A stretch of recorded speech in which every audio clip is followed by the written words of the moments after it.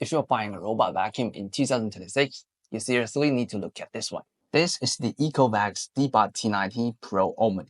And in this video, I will give you 5 big reasons why it might be the one robot vacuum most homes should consider. I actually just moved into a new studio, and there's no cleaning crew coming in to keep things tidy. So for the past few weeks, this place has basically been maintained by this robot. It's been running around my desk setup, filming area, cables, chairs, everything. And it's been doing the cleaning work here every day. That's why I can give you a 5 reason based on real use, not just a quick demo. Reason number 1 is about 2-in-1 cleaning power. You're not just getting a robot vacuum here, you're also getting something that can actually wash your floors properly. Most robot vacuums handle vacuuming well enough. The real difference shows up when the floor has actual messes. Footprints, coffee drops, light kitchen grime, that's where mopping starts to matter. Most robots use a flat mop pad back here.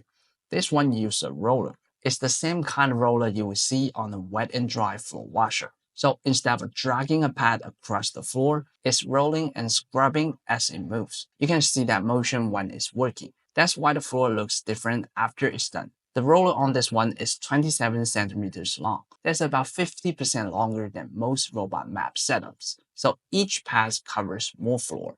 It's cleaning a wider section every time it goes by. It also uses a high-density microfiber on the roller. That helps it hold water better and keep steady contact with the floor while it scrubs. Then there's a washing system built into it. There's a fresh flow power washing setup that keeps spraying clean water onto the roller while it works, so the part touching your floor stays refreshed instead of getting dirty and spreading that around. The roller spins really fast, up to around 200 RPM, and there's a real downward pressure on the floor, about 10 Newton. So when it runs over footprints of dry spots, you can see walking on them instead of just sliding over the top. The result is simple. This robot handles mopping much better than the usual mop pad style robots, and that's why it feels more capable day to day. Reason number 2 is about coverage. How completely the robot actually cleans the floor. A lot of robots make the center of the room look fine. The parts that still look dirty are usually around the walls and around furniture. That's where you see dust lines by the baseboards, hair stuck near the wall, and crumbs sitting in that last strip the robot never really reaches. This one is built to deal with that area directly. It uses True Edge 3.0, and the difference starts with the structure. The mop roller can extend out past the body of the robot, up to around 1.5 centimeters.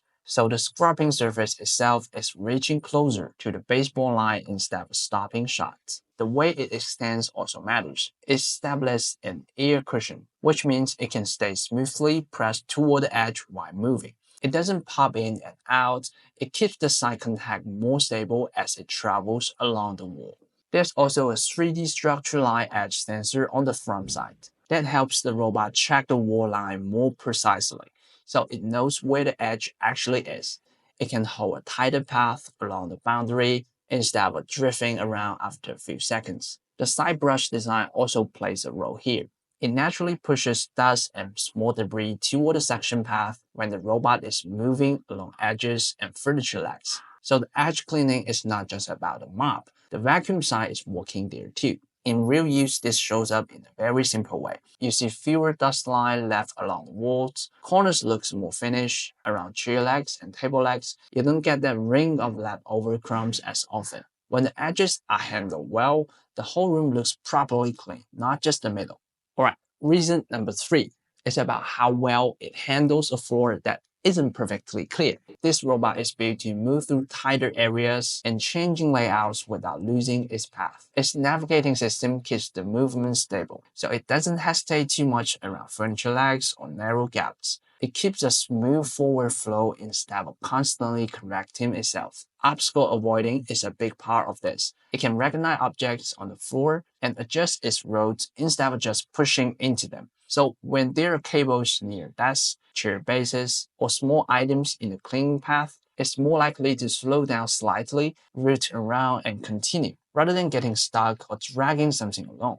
It also understands space structure better. It maps the room layout and keeps track of where it has already cleaned. So even when it needs to go around obstacles, it can return to the right area and finish coverage instead of leaving random gaps. That keeps the cleaning patterns organized. You don't sit doing long confused loops or staying trapped in one busy corner for minutes. It works through complex areas in sections and then moves on. In daily use, this makes a big difference. Your floor can look like normal working or living space with cables, chairs, and small changes in layout.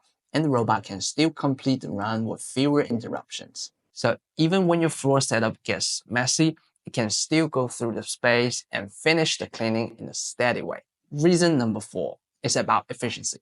How quickly the robot can get through a cleaning job without spending too much time sitting at the dock. Cleaning large areas or heavier masses usually means higher power use. Stronger suction, active mopping, and longer runs all draw more energy. On many robots, that turns into long charging breaks in the middle of a task, and the flow gets broken. This one is designed to reduce that downtime at the system level. It uses GaN-based power boost charging, similar to fast charging on high-end phones. The idea is that the charging system can push energy back into the battery more efficiently in a short time. It's paired with an EV-level pouch battery, which is built for higher performance and faster energy recovery. So the battery is not just large, it's designed to take in power quickly and stay stable on the heavier load. In real use, this showed up when the robot returns to the station during a run. Even a short stop, like during a mop wash, can give it meaningful power back. Just a few minutes can restore the noticeable amount of battery, which is enough for it to continue cleaning another section instead of staying dark for a long recharge. That keeps the cleaning cycle more continuous. It spends more of the total time moving on the floor and less time waiting. This becomes more noticeable in bigger houses or on days where you use stronger cleaning settings. Because the robot can recover energy faster, it can walk through the space with fewer long interruptions and finish the job in a smoother flow. Alright, reason number 5 is about power and how stable that power stays when the mess gets heavy. Some days the floor is light, some days you have more going on, pet hair builds up, crumbs get tracked in, and rugs start holding onto debris. That's when you really see what a robot can handle.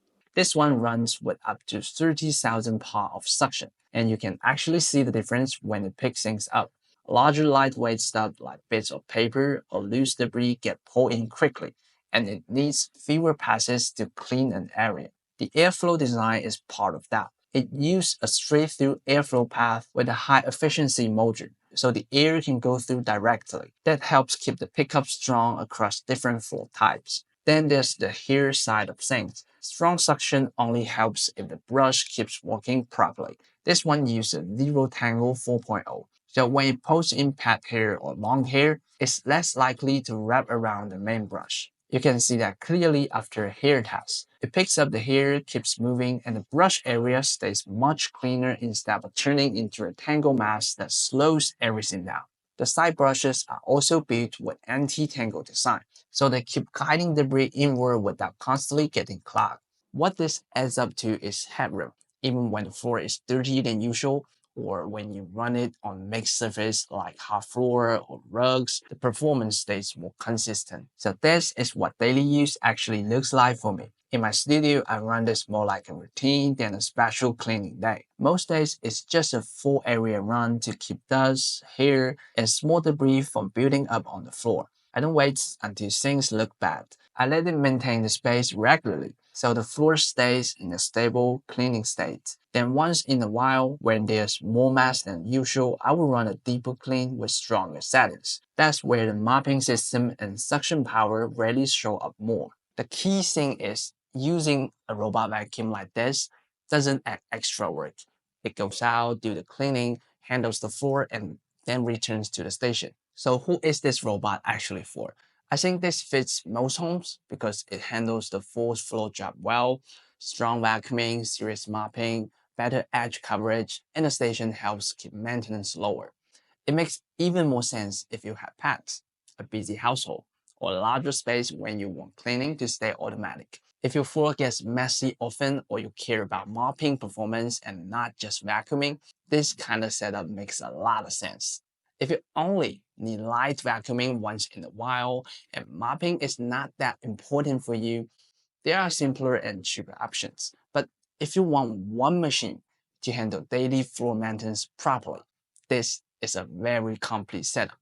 Check the links in the description if you want to see more details, and I will put everything down there. That's it for today's video, and I will see you in the next one.